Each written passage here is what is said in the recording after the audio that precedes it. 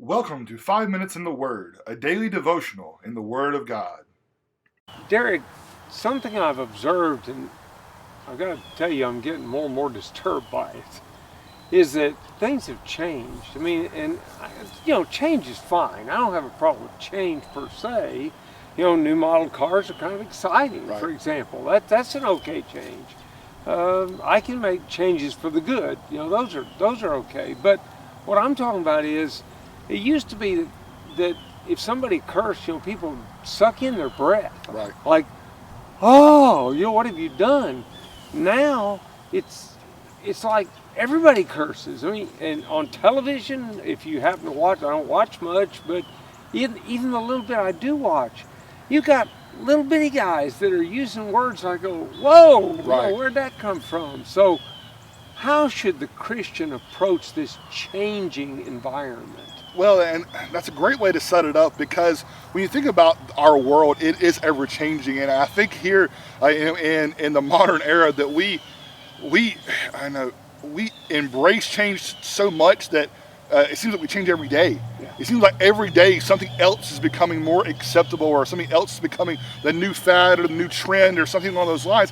Well, that can be very dangerous, especially when we talk about morality, which should be based off of a solid principle such as the Word of God, or such something that's that concrete.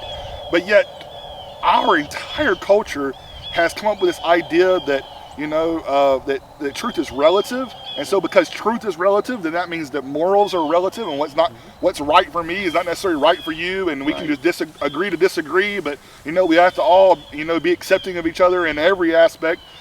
The reality is that there is right and there's wrong.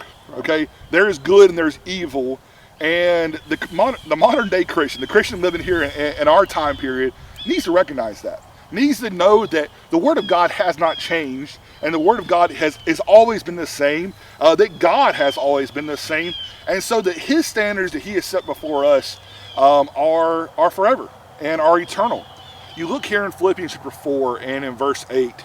And here, he's just been going through several things that he's been trying to encourage them in, talking about rejoicing in prayer and not being anxious and things, going to those previous verses. But you come down to verse 8, and he's just, talked about the peace that's in God.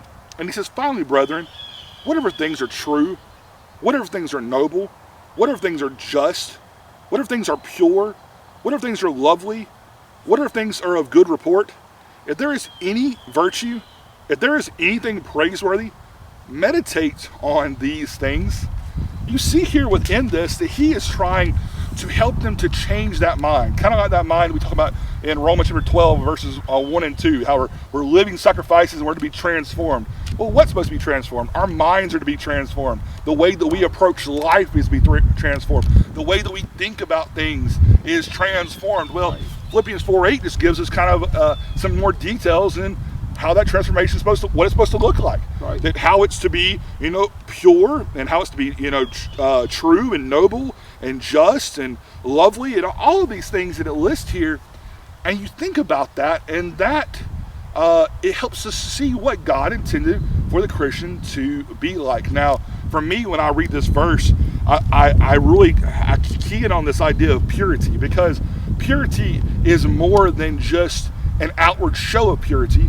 Purity is a purity of heart.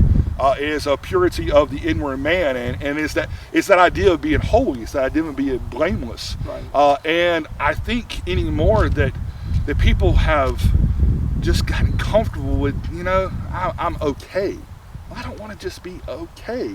Now, that doesn't mean I'm perfect, and none of us are, but I want to be more than just okay in the eyes of man. I want to be pure, and I want to be lovely, and I want to be, a person that has those kind of qualities day in and day out. And I want to be thinking about good things.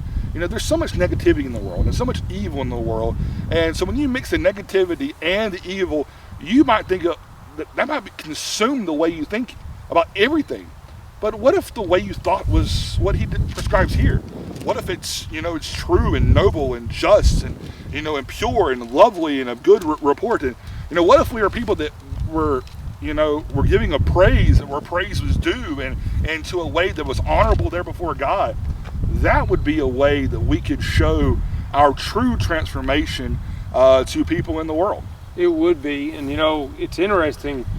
You mentioned at your very outset there that they just talked about the peace of God. If you follow out of this thinking passage, Right. Really, he didn't stop there. He didn't.